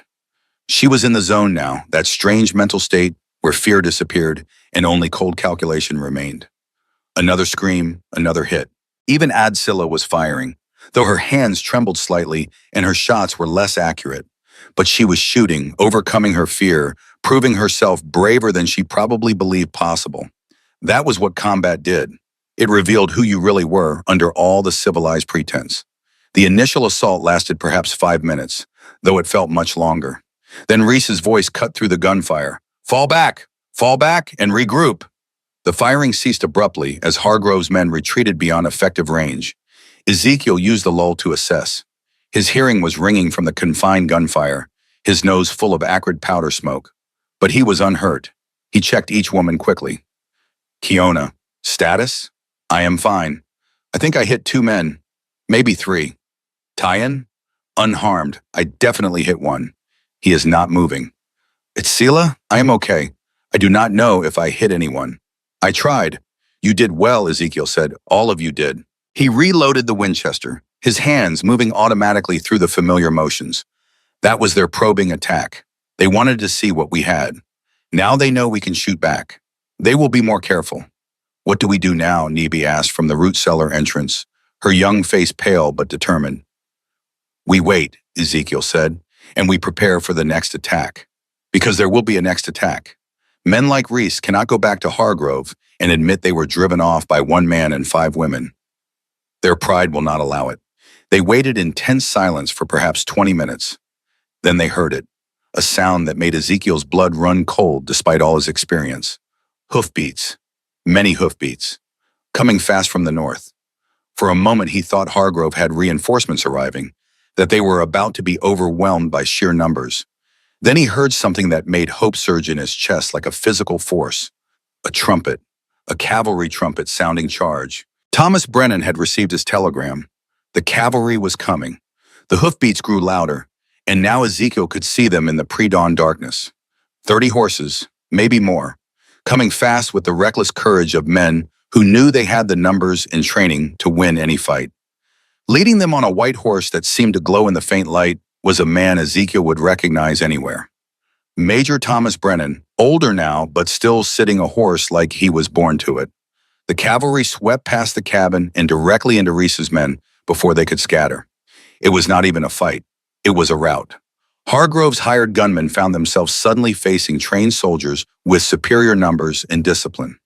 Some tried to flee. Some tried to fight. None succeeded. Within minutes, it was over. 8 of Reese's men were in custody, hands tied behind their backs. 2 were dead. Reese himself was on his knees with a cavalry saber pressed against his throat. His earlier confidence completely evaporated. Ezekiel stepped out of the cabin cautiously, Winchester still ready despite the apparent victory. Brennan dismounted and walked toward him, and for a moment they just looked at each other. 2 old soldiers meeting again after years of silence. Thomas, Ezekiel said. Ezekiel, Brandon replied, you look like hell. You look pretty good for someone who should be retired. They grasped forearms in the soldier's greeting, and Ezekiel felt warmth flood through him, despite the danger. This man had saved his life once by lying about his desertion. Now he had saved it again by arriving at the exact moment needed. Some debts could never be repaid, only acknowledged. I got your telegram, Brennan said. Came as fast as we could. Looks like we arrived just in time. Just in time indeed, Ezekiel agreed. 5 more minutes, and they would have burned us out. Brennan looked past Ezekiel to where the 5 Apache women were emerging cautiously from the cabin, rifles still in hand. His eyebrows rose. So the telegram was accurate. 5 Apache women. And Hargrove was trying to claim them as property? He is claiming their father owed him money, Ezekiel explained. $15,000 supposedly. For rifles the chief never purchased. When the chief refused to acknowledge this fraudulent debt, Hargrove shot him, then took his daughters as payment. That is not how law works, Brennan said, his face hardening. That is kidnapping, murder, slavery under another name. Exactly, Ezekiel said, which is why I intervened and made yourself a target in the process, Brennan observed. Very noble and very stupid, old friend. Story of my life, Ezekiel said with a slight smile. Noble and stupid. Brennan turned and shouted orders to his men. Sergeant O'Malley, secure the prisoners. Post guards in a perimeter. No one approaches this cabin without my permission. Then he turned back to Ezekiel. We need to talk, inside.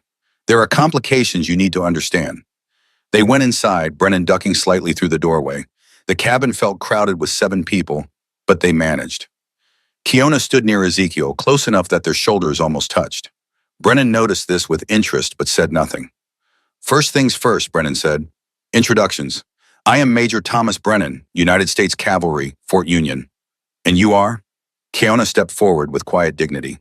I am Kiona, eldest daughter of Chief Cochetta of the Chiricahua Apache. These are my sisters, Tyen, Halona, Atsila, and Nyabe. We are grateful for your help, Major. Miss Kiona, Brennan said with a respectful nod. I am glad we arrived in time. But I must be honest with you. The situation is more complicated than simply rescuing you from Hargrove's men. How complicated? Ezekiel asked, not liking the tone in his friend's voice. Brennan pulled folded papers from inside his coat. Very complicated. I stopped in Santa Fe before coming here. Spoke with the territorial governor's office. Hargrove filed legal documents claiming Chief Cochetta owed him money. The debt supposedly stems from a rifle purchase made 3 years ago. He has what appear to be legitimate bills of sale, signed contracts, even a promissory note with the chief's mark on it. All forged, Kiona said immediately. My father could not write English. He would never mark any paper without tribal council present, and he never purchased rifles from Hargrove. We captured our weapons in raids or traded for them. I believe you, Brennan said, but belief and legal proof are different things. The territorial governor, Lew Wallace, has already validated Hargrove's claim. According to the official record, your father died owing $15,000. And under territorial law, debts can be collected from family members. So the law says Hargrove owns them? Ezekiel said, his voice dangerous. Not quite, Brennan said. Here is where it gets interesting. I also sent a telegram to the Bureau of Indian Affairs in Washington and to Archbishop Lamy in Santa Fe. The Archbishop is very interested in this case. Why would a Catholic Archbishop care about Apache women, Tayan asked. Because of the Treaty of Guadalupe Hidalgo, Brennan explained. When the United States took this territory from Mexico, we agreed to honor certain Spanish colonial laws. One of those laws gave the Catholic Church protection rights over indigenous people on mission lands. If you can prove you were living under church protection, territorial law does not apply. Federal law takes precedence. Were you living near a mission? Ezekiel asked Kiona. The old mission Santa Maria, Kiona said. 20 miles from where you found us. It was burned 6 months ago. The priest was killed. But yes, our band had agreement with church for many years. Then we have an argument, Brennan said. If Archbishop Lamy confirms that your people were under church protection, I can challenge Hargrove's claim in federal court. It will take time, but we might win. And in the meantime, Ezekiel asked? In the meantime, you are in danger, Brennan said bluntly. I arrested 8 of Hargrove's men tonight, but he has at least 30 more. And now that I have directly opposed him, he will escalate. He has to. Men like Hargrove cannot afford to look weak. So what do you suggest? Kiona asked. Come to Fort Union with me, Brennan said. All of you, under military protection, you will be safe while the legal process works itself out. No, Kiona said immediately. We will not hide. We will not run. It is not hiding, Brennan argued. It is being strategic. Kiona shook her head firmly. My whole life we have been forced to run, forced to hide, forced to surrender land and dignity because we were not strong enough to fight. I am done running. If Hargrove wants us, he can come, and we will show him that Apache women are not property to be owned. Brennan looked at Ezekiel. You gonna let her make this choice? She is a free woman making a free choice, Ezekiel said. It is not my place to let or not let her do anything. Even if that choice gets her killed? Better to die free than live as property, Kiona said before Ezekiel could respond. You are soldier, Major. You understand this. Sometimes death is preferable to dishonor. Brennan was quiet for a long moment. Then he sighed. You sound like my commander at Gettysburg. He said almost the same thing before leading a charge that killed half our regiment. He paused. I admired him greatly. Still do, but I also attended his funeral. We will be careful, Ezekiel said. We will prepare. We will not throw our lives away foolishly. I can leave 10 men here, Brennan said. Under Sergeant O'Malley, they can help fortify this position. But Ezekiel, you need to understand something. 10 men against 30, even with fortifications. Those are terrible odds. I have survived worse odds, Ezekiel said. In the war, yes, Brennan agreed. But you were younger then, and you did not have 5 women to protect. These 5 women just drove off 10 attackers, Ezekiel said. They can shoot, they can fight. Do not underestimate them. Brennan looked at the 5 sisters with new respect. You taught them? I taught them basics, Ezekiel said, but the courage was already there. I just showed them how to channel it. Then I suppose you have made your choice, Brennan said. He stood and extended his hand to Ezekiel. I will do what I can from the legal side. Archbishop Lamy should arrive in 3 days. If he validates church protection, we have grounds to challenge Hargrove in federal court. And if Hargrove attacks before then? Ezekiel asked. Then you fight, Brennan said simply, and I will come as fast as I can when word reaches me. But know this, old friend, Hargrove is not a man who accepts defeat gracefully. You have humiliated him tonight. He will want revenge, and when he comes next time, It will not be with 10 men. It will be with everything he has. I understand, Ezekiel said. Brennan turned to leave, then paused. One more thing. Be careful of a man named Silas Cobb. Bounty hunter. Very dangerous. Very good at what he does. There are rumors Hargrove has hired him. If Cobb comes for you, do not try to face him alone. He has killed 27 men. Never failed. Never shown mercy. I will remember that, Ezekiel said. After Brennan and most of his men departed, leaving Sergeant O'Malley and 10 soldiers to help fortify the cabin, Ezekiel and the women gathered around the table to plan. Sergeant O'Malley, a weathered Irishman with a thick accent and kind eyes, proved to be intelligent and experienced. The cabin is defensible, O'Malley said, studying the layout. Good sight lines, strong logs. But if they bring fire, it becomes a trap. We need to prepare for evacuation if burning becomes necessary. Where would we evacuate to? Edsela asked. The high ground, Ezekiel said, pointing north through the window toward the mountain ridge rising behind his cabin. There are caves up there, good cover, multiple escape routes. If we lose the cabin, we fall back to the caves and make them come at us uphill. Smart, O'Malley agreed. Uphill assaults are bloody work. He looked around at the women. You lasses can really shoot? It was not just lucky shots earlier? Show him, Ezekiel said to Kiona. They went outside where O'Malley's men had set up a temporary camp. Ezekiel placed a target at 75 yards and handed Kiona her Spencer carbine. She loaded 7 rounds, raised the rifle smoothly, and fired 7 times in perhaps 12 seconds. All 7 shots hit the target. My target, 5 of them in the center mass area. O'Malley whistled low. That is better than half my men can do. Where did you learn to shoot like that, lass? Ezekiel taught me, Kiona said simply.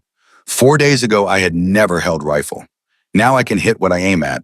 4 days? O'Malley looked at Ezekiel with new respect. You are a hell of a teacher, Mr. Frost. I had motivated students, Ezekiel said. Over the next 2 days, they fortified the cabin and prepared for the next attack they all knew was coming. O'Malley's men helped construct barricades, clear fields of fire, and create fallback positions. They dug a trench around the cabin that would make approaching difficult and provide cover for defenders. They stockpiled ammunition and water and medical supplies. During breaks in the work, Ezekiel continued training the women, focusing now on tactics rather than just marksmanship. How to coordinate fire, how to communicate without words, how to cover each other when moving. They drilled repeatedly until movements became automatic. On the second night after Brennan's departure, as Ezekiel was checking the perimeter before sleep, he heard footsteps behind him. He turned to find Kiona approaching, her shoulders hunched against the night chill. Cannot sleep, he asked. Too much thinking, she said. Too many what-ifs. They walked together in silence for a time, their breath forming clouds in the chill air. She rose on her toes and kissed him softly on the lips. It lasted only a moment, barely contact at all, but Ezekiel felt it through his entire body like lightning. Then she stepped back, smiled slightly, and walked back toward the cabin, leaving him standing alone in the darkness, his heart pounding, his mind reeling. He stood there for a long time trying to process what had just happened. Part of him wanted to run after her, to pull her close, to accept everything she was offering. But another part, the part that remembered Margaret and Emma dying while he was away, the part that had learned that caring meant eventual loss, that part held him frozen. Finally, he forced himself to move, to continue his patrol, to focus on the practical matters of survival. But her words echoed in his mind, and the memory of her lips against his burned like a brand. The next morning, Ezekiel was checking the northern perimeter when he found tracks again. Fresh tracks, less than an hour old, one man, moving carefully, observing from cover. But these were not the tracks of one of Hargrove's cowboys. These were different, professional. The stride was measured, the placement deliberate, someone who knew how to move without being seen. He followed the tracks for a quarter mile before losing them on rocky ground where even his considerable skill could not follow. Whoever had made them was very good, better than anyone Hargrove normally employed, better than anyone except perhaps a professional hunter, Silas Cobb. Silas Cobb, Brennan's warning came back to him. 27 kills, never failed. Ezekiel studied the tracks more carefully. The spacing between steps was too measured. The way they disappeared on hard ground showed professional skill. This was not some hired cowboy. This was someone who killed for a living and was very, very good at it. He scanned the tree line slowly, knowing Cobb could be watching right now through a scope, finger on a trigger. The hair on his neck stood up. Somewhere out there, death was waiting. Patient, professional, inevitable, unless he could find a way to change the game. Ezekiel returned to the cabin and called everyone together, soldiers and women alike. "We have a new problem," he said. "Someone was watching us last night. Someone very skilled. I believe Hargrove has hired a bounty hunter." "Cobb?" O'Malley asked, his face going serious. "That would be my guess." O'Malley cursed in Gaelic. "I have heard stories about that man. He is like a ghost. Comes and goes without sound. Kills from impossible distances. If he is after you, this became much more dangerous." "Then we adapt," Ezekiel said. "We post extra sentries. We vary our routines so he cannot predict patterns. We never go anywhere alone." "For how long?" Ezekiel asked. "Until Archbishop Lamy arrives and validates church protection," Ezekiel said. "Or until Hargrove makes his move. Whichever comes first." "That could be days," Tan pointed out. "Then we stay vigilant 4 days," Ezekiel said. "There is no other option." That night, as Ezekiel lay on his bedroll in the barn, he heard a sound that made his blood freeze. A cough, very soft, very brief, but it had come from directly above him, from the loft where he stored hay. Moving purely on instinct, honed by years of living alone, Ezekiel rolled sideways and came up with his Colt drawn in one smooth motion. Pointed at the darkness of the loft above. "Come down," he said quietly. Slowly, hands where I can see them. For a long moment there was silence. Then a voice spoke from the darkness, calm and entirely unafraid. "You are good," the voice said. "Better than most. I have been in position for 20 minutes. You only noticed me when I coughed. That was deliberate. Wanted to see how fast you reacted." A man emerged from the loft, moving slowly and carefully as instructed. In the dim moonlight filtering through cracks in the barn walls, Ezekiel could see he was dressed entirely in black. 2 revolvers on his hips. A rifle slung across his back. This was a man built for killing, carrying death as casually as other men carried tools. "Silas Cobb," Ezekiel said. It was not a question. The man nodded. "And you are Ezekiel Frost, Union sharpshooter, deserted after Gettysburg, living alone for 12 years, and now protecting 5 Apache women from Silas Hargrove." The bounty hunter's voice was surprisingly soft, almost gentle. "Interesting choices you have made." "You here to kill me?" Ezekiel asked, his Colt never wavering. "I was hired to kill all 6 of you," Cobb admitted. $3,000, $500 per person. I took the job because I needed the money. My reputation depends on never refusing work. "Then why are you talking instead of shooting?" Ezekiel asked. "Because I made a mistake," Cobb said. "Something I rarely do. I took the job based on Hargrove's description. 5 savage women who needed to be put down. Property that had run away. Simple work. And now I have spent 2 days watching you. Watching them. Watching how you train them. How you treat them. How they look at you with trust instead of fear. And I realize Hargrove lied to me. They are not property. They are people, fighting for their lives against a man who sees them as things to own." Cobb shifted slightly, and Ezekiel's finger tightened on the trigger, but the bounty hunter made no aggressive move. "I have killed 27 people in my career," Cobb continued. "Some deserved it. Some probably did not. I stopped caring about deserving or not deserving years ago. Money was enough justification. But I will not kill you. I will not kill them. Not for any amount of money. Because if I do, I will have become the thing I have been running from my entire life." He paused.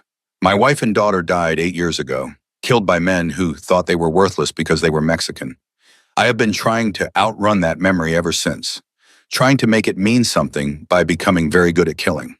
But killing you would dishonor their memory, would make me exactly like the men who took them from me." "So what happens now?" Ezekiel asked. "Now I ride away," Cobb said.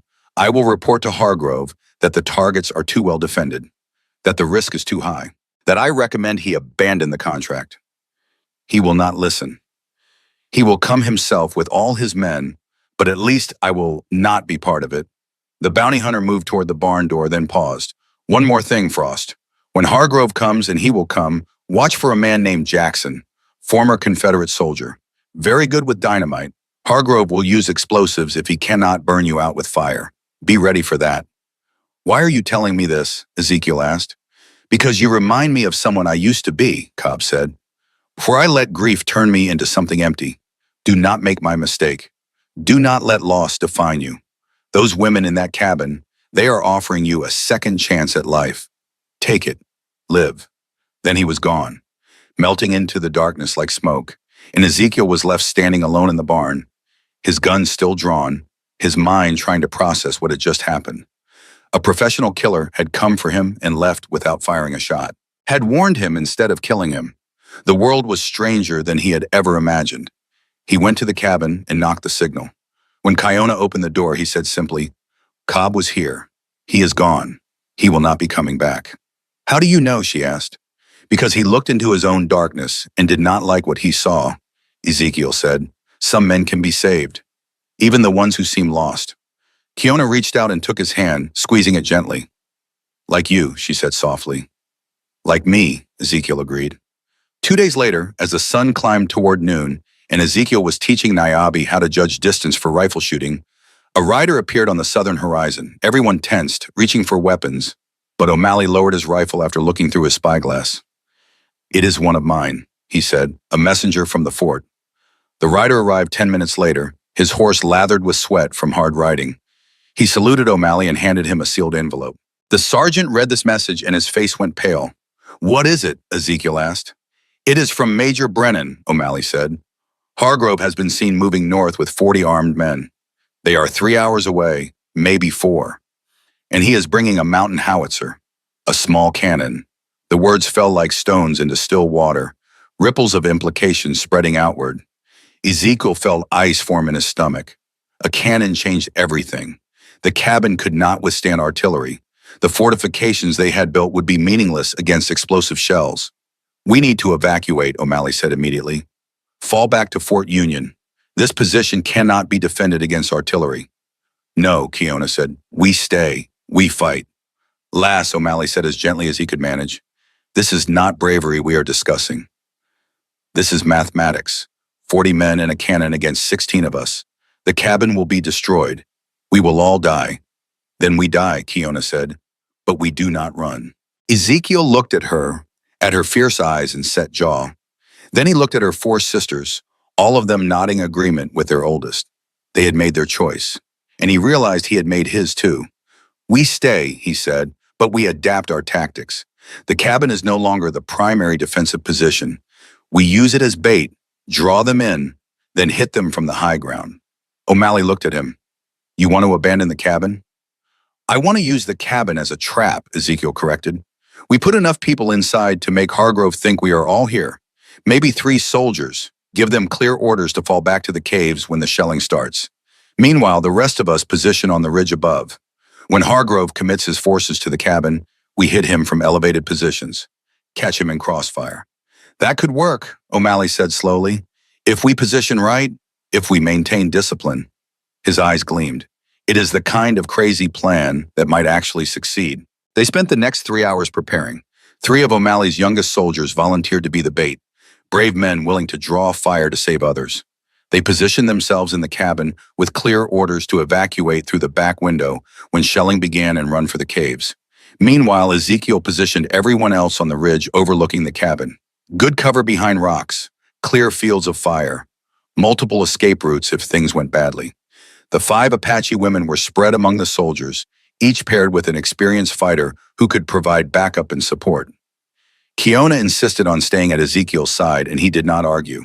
They lay side by side behind a large boulder, rifles ready, watching the southern approach. "I am scared," Kiona admitted quietly. "Good," Ezekiel said. "Fear keeps you alert, keeps you alive. It is not the presence of fear that defines courage. It is what you do despite the fear." "When this is over," Kiona said, "if we survive, I want to talk more about what I said 2 nights ago, about what I feel." "When this is over," Ezekiel said, "we will talk about everything. Promise?" "I promise." They settled into waiting, that peculiar purgatory before violence where time seemed to stretch and compress simultaneously. The sun climbed high, sweat formed despite the cool mountain air, hearts beat steady and fast. And on the southern horizon a dust cloud appeared, growing larger as 40 men and 1 cannon approached to deliver judgment. This was it, the moment when everything would be decided, life or death, freedom or slavery, justice or tyranny. The storm was here, and they would face it together, 6 people and 10 soldiers against 40, armed with nothing but rifles and courage, and the stubborn refusal to surrender what should never be taken. Ezekiel looked at Kiona beside him, at the fierce determination in her gaze, and felt something he had not felt in 12 years. He felt that the world was worth fighting for, that some things justified risk, that love, in whatever form it took, was stronger than fear. "Here they come," O'Malley said quietly from his position 20 yards away. Ezekiel raised his Winchester and sighted down the barrel, his breathing calm, his hand steady. "Let them come," he said, "and let them learn what happens when they mistake mercy for weakness." The battle for the mountain was about to begin.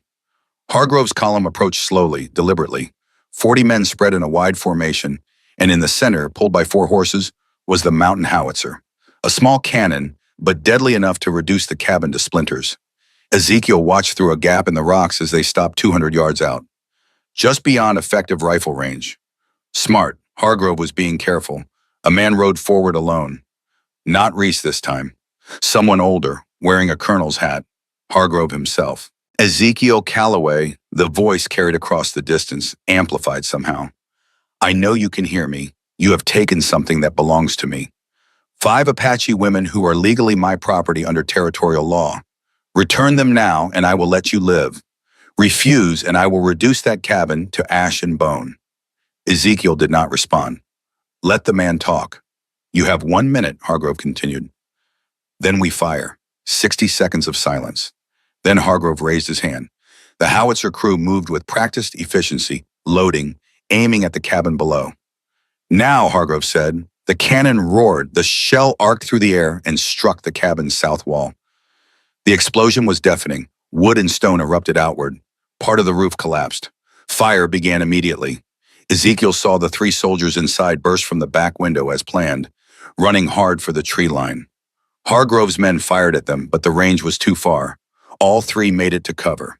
"Burn it," Hargrove ordered. "Burn everything." His men advanced on the cabin, firing into the wreckage. They were committed now, focused entirely on the burning structure below them. "Now," Ezekiel said quietly. 16 rifles opened fire from the ridge above. The first volley caught Hargrove's men completely by surprise. 5 fell in the opening seconds. The rest scattered, trying to find cover, trying to understand where the shots came from. Kiona fired with mechanical precision beside him. "Work the lever. Aim. Fire. Work the lever. Aim. Fire." Tayen was doing the same from her position. Even young Adsila was hitting targets, her fear transformed into focus. The ambush was devastatingly effective. Caught in the open, unable to use the cannon against targets above and behind them, Hargrove's force took terrible casualties. 15 men down, then 20. The survivors broke, running for their horses. "Fall back!" Hargrove screamed. "Fall back!" The retreat was chaos. Men fleeing in panic, leaving weapons and wounded behind. Within minutes, the valley was empty except for the dead and dying in the burning cabin. O'Malley came up beside Ezekiel. "We did it. By God, we actually did it." "For now," Ezekiel said, watching the dust cloud of Hargrove's retreat. "But he will come again. Men like him always do." Kiona lowered her rifle, her hands trembling now that the action was over. "How many?" she asked quietly. 23 dead or wounded," O'Malley said. "Maybe more." He looked at the burning cabin. "Your home, it was just a building," Ezekiel said. "We are alive. That is what matters." But as he watched 12 years of solitude burn to ash, he felt something unexpected. Not grief, but liberation. That cabin had been his prison as much as his sanctuary. Now it was gone, and he was still here, surrounded by people who had become something more than allies. Kiona reached out and took his hand. "Where will you go?" Ezekiel looked at her 4 sisters, at the 10 soldiers who had fought beside them. "I do not know yet," he admitted. "But wherever it is, I will not be alone." She squeezed his hand. "No, you will not be alone ever again." The sun was setting behind the mountains, painting the smoke in shades of gold and crimson. Tomorrow would bring new challenges. Hargrove was wounded but not beaten. The legal battle was far from over. But tonight they had won, and that was enough.